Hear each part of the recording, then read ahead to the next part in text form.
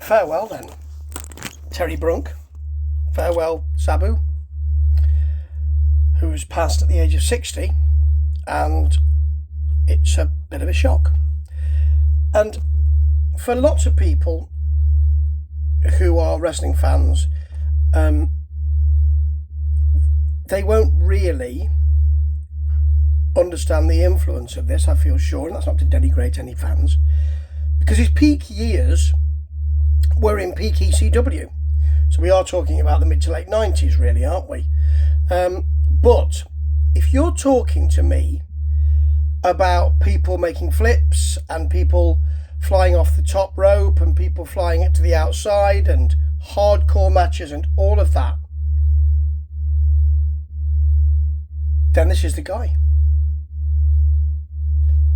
It was happening at the time, but not with this kind of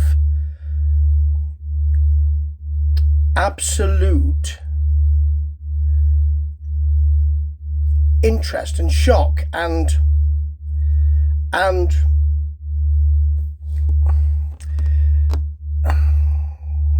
tape trading and tape buying Ferrari.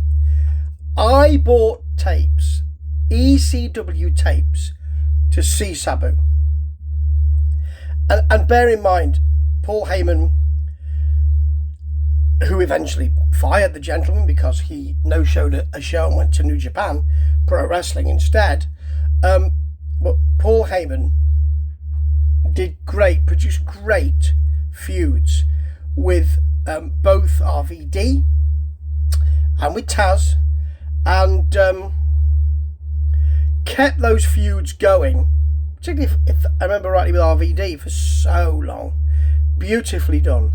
And famously, Sabu, who was the nephew of Ed Farhat, the Sheik, lived his gimmick.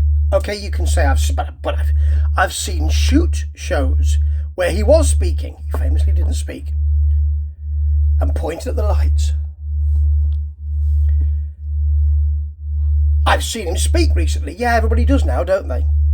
And shoot shows can give you the cash, which Sabu probably, I don't know, but probably didn't get enough of. He certainly went to the WWE when everybody from ECW, or quite a lot of the big ECW stars did, and didn't do so well there, and that's not unusual, to quote Tom Jones. But he lived his gimmick. He lived this gimmick. He did a lot of work with his uncle, with the Sheik, certainly in Big Japan, I think, if I remember rightly. And you don't get that so often now. You don't get people who live their gimmick.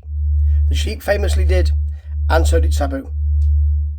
He is incredibly influential on a kind of wrestling we have now, which has pulled back a bit, but certainly he was influential on that kind of, I'll do it today and may pay tomorrow, but I'll do it.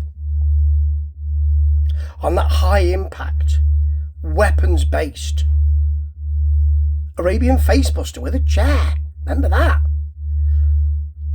Off the top rope. And he should be in many halls of fame. Is he in any halls of fame? Maybe somebody can tell me that. He should be.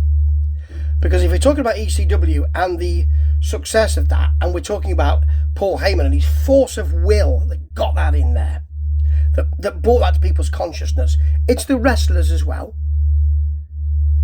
And Sabu was a huge part of that. A huge part. I wanted to buy tapes and trade tapes just to see him. He was part of the night the line was crossed. The triple threat. He was part of it. He was part of history. And he has such an influence on wrestling. And if you don't think he does, then I can understand why, if you're a watcher now of wrestling and you're a fan of modern times wrestling. And it's terrible to say that this isn't modern times wrestling, but 1995 to 7 to 2000 isn't. It's more than 25 years ago, folks.